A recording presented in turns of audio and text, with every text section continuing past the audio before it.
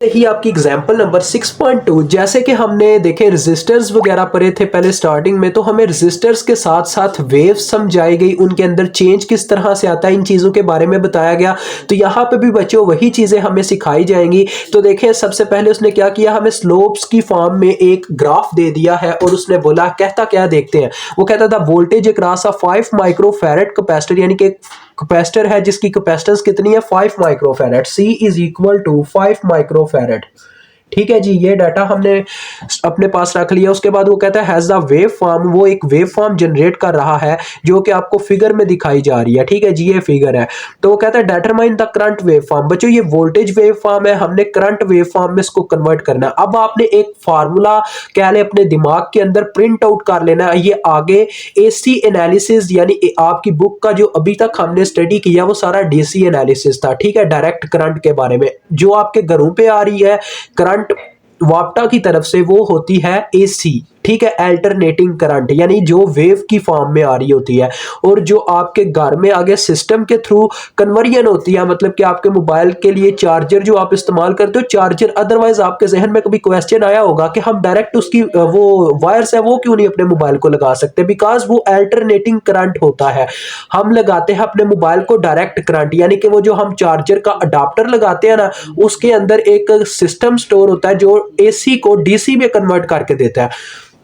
तो अब AC analysis के लिए आपने ये जो इक्वेशन है अपने दिमाग में प्रिंट आउट कर लेनी है। देखिए बात कहां से कहां चली गई। हमने करंट वेवफॉर्म बनानी है, तो बच्चों करंट का फार्मूला होता है, अगर किसी आपने कैपेसिटर से करंट हासिल करनी हो तो उसका formula C is equal current is equal to capacitance into derivative of voltage according to time. ठीक है, वोल्टेज अकॉर्डिंग टू टाइम ये फार्मूला होता है, यानी कि change in voltage multiply by capacitance is equal to current. तो देखो बच्चों, ये देखें वोल्टेज का ग्राफ बना हुआ है, मुझे वोल्टेज के ग्राफ से स्लोप के फार्मूले की मदद से इसका चेंज निकालना है। ठीक है, तो चले मैं यहाँ पे निकाल लेता हूँ क्या जी, डेरिवेटिव ऑफ वोल्टेज।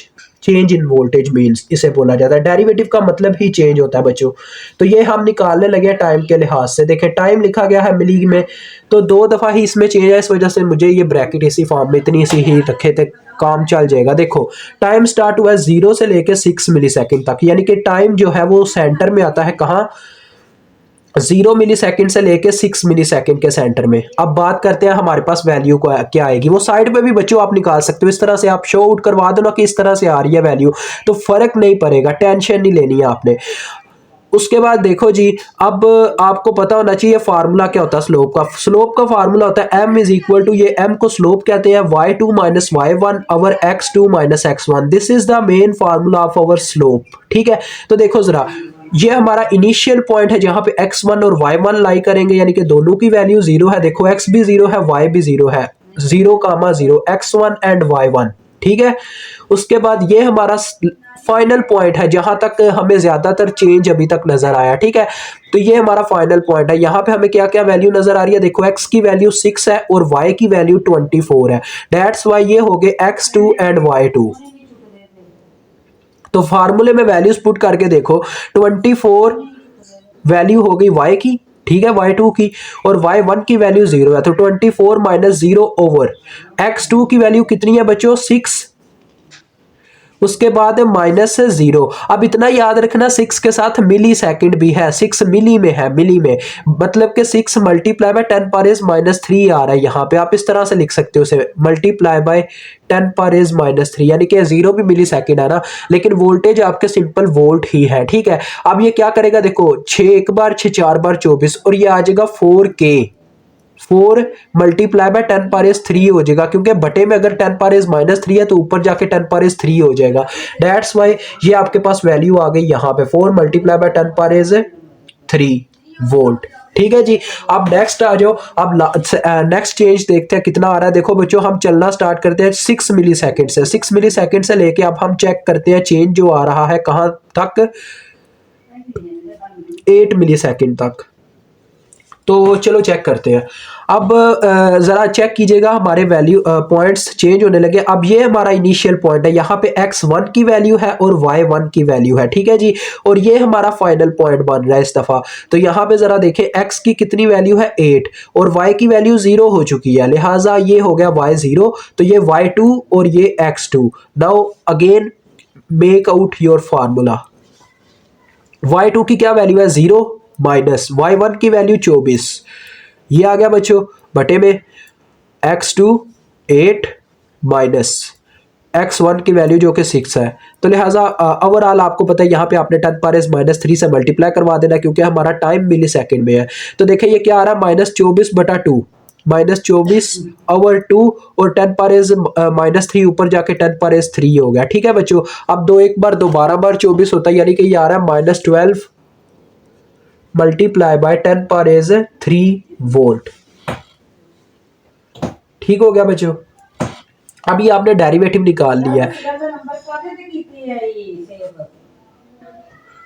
तो लिहाजा बच्चों ये इतना काम आपका हो गया। फार्मूले में देखें जरा, यहाँ पे बस हमने करंट में कन्वर्ट करने के लिए कैपेसिटेंस से मल्टीप्लाई देते जाना। ठीक है, तो सबसे पहले एक करंट निकालना स्टार्ट करते हैं। आई ऑफ टी आप लिख लो। ठीक है, I of T is equal to, इसी तरह से जैसे यहाँ पे लिखा आपने, दो ही पॉइंट्स निकलेंगे मेन।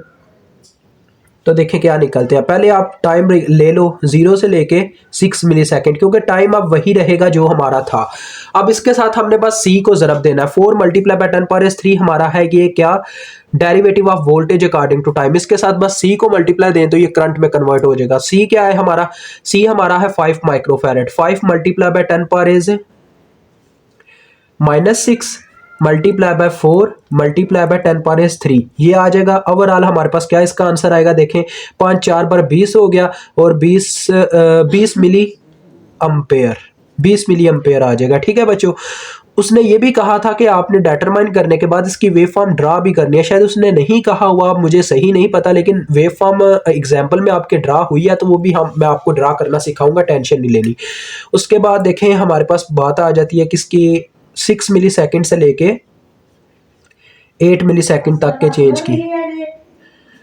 तो लिहाजा यहाँ पे जरा गौर करें, -12 वो वही वैल्यू है, बस इसके साथ क्या होना, कैपेसिटेंस ने मल्टीप्लाई होना है। देखें सिंपल सी बात है यार, कोई इतना लंबा चौड़ा प्रोसीजर नहीं था, बस आपने सिर पे चढ़ाया हो तो वो अलहदा बात है। -12 मल्टीप्लाई बाय 10 पावर 3। अब जरा आपने यहाँ पे ना एक मेरा स्टेप फॉलो करना है, इसको ब्रैकेट में लिखना है, बिकॉज दो साइन एक साथ मैथ के आ जाए तो वो कैलकुलेटर भी से एरर देता है, अदरवाइज वैसे भी ये थोड़ा सूटेबल नहीं लगता। ठीक है, तो 5 बार 60 हो गया, -60 मिली एम्पेयर ये आएगी। ठीक है, -60 मिली एम्पेयर।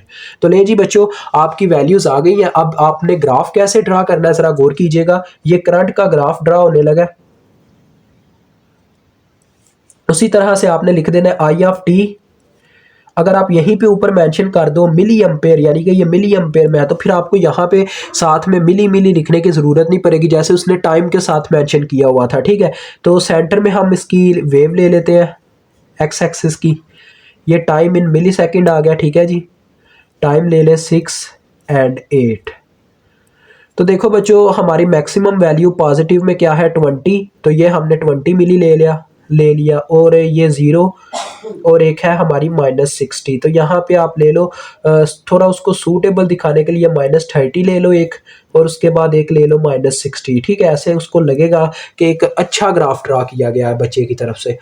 तो देखें ज़रा गौर कीजिएगा, 20 से 0 से लेके जब हम चलते हैं 6 तक तो हमारी वैल्यू रहती है 20, ये हमें दिखाया जा रहा है। तो लिहाजा उसी तरह से चलेंगे। अब इसको कट कर गए, ये काफ़ी यार मुझे ऑक्सफोर्ड फील हो रहा है, चले कोई नहीं बात। उसके बाद जी दिखाया गया हमें कि हमारी वैल्यू एकदम से -60 पे चली जाती है। ठीक है, -60 पे आ जाती है जब हम चलना स्टार्ट करते हैं 6 मिली सेकेंड से 8 मिली सेकेंड तक, ऐसे कुछ। और फिर बच्चों यहाँ पे आपने एक चीज़ इग्नोर कर दी होगी जो मैंने नहीं करनी और आपको बताना भी है कि 8 के बाद उसने इस दोनों वैल्यूज़ को 0 पे चलाना शुरू कर दिया था। 0 पे अगर आप चला के देखो तो आंसर 0 आना है। तो इसको यहाँ पे आपने छोड़ नहीं देना ऐसे ही कि ऐसे ही बढ़ाते हो के, यानी कि इसके अंदर बस करंट स्टोर होगी, ऐसे नहीं है। करंट एकदम से 0 पे आती है। अब मैं आपको बताऊंगा ऐसा होता क्यों है, मैं आपको बताता हूँ। ठीक है, इसके बाद आपने इस तरह से इसका वेव चला देना, बस ये हो गया आपका ग्राफ।